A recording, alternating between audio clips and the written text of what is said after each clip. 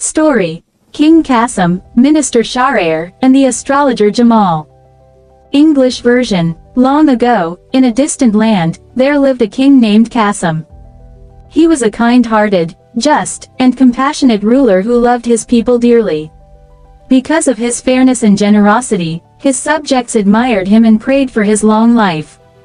In King Qasim's grand court, there were 40 ministers, but the most trusted and powerful among them was the Prime Minister, Sheharyar.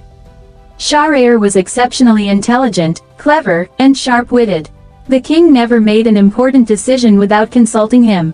Along with ministers, advisors, and noblemen, the royal palace was also home to many skilled healers and astrologers, masters of the stars who could unveil the secrets of fate.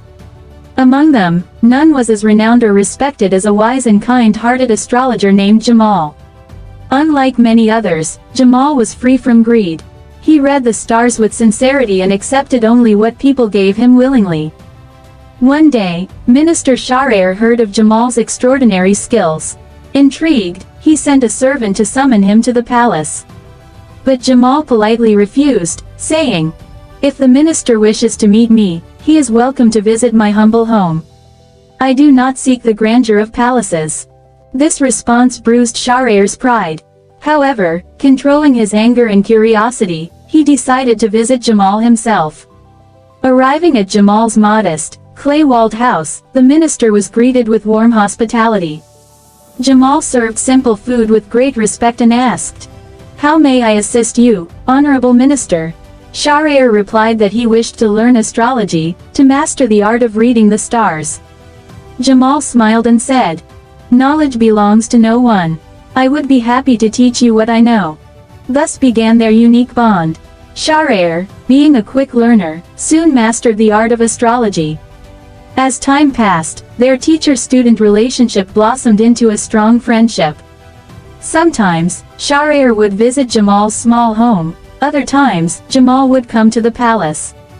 Their companionship grew stronger with each passing day. But fate had its own plans.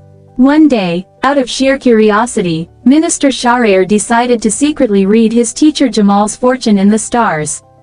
What he discovered shook him, a dark and ominous prediction. Fearing for Jamal's life, he rushed to warn him. "Do not step outside your house for the next 40 days. A great misfortune awaits you." Jamal, too, checked his own stars and saw the same troubling sign. Trusting his friend's advice, he promised, "I will not leave my house until the 40 days have passed." Days went by, but on the 39th day, Jamal's heart grew restless. He feared that his absence might have upset Sheharyar. Ignoring the promise, he decided to visit his friend. Instead of taking the busy streets, Jamal chose a shortcut through the dense forest. However, he soon lost his way and stumbled upon an old, abandoned palace hidden among the trees. The palace was crumbling, its walls faded and broken, but Jamal's curiosity led him inside.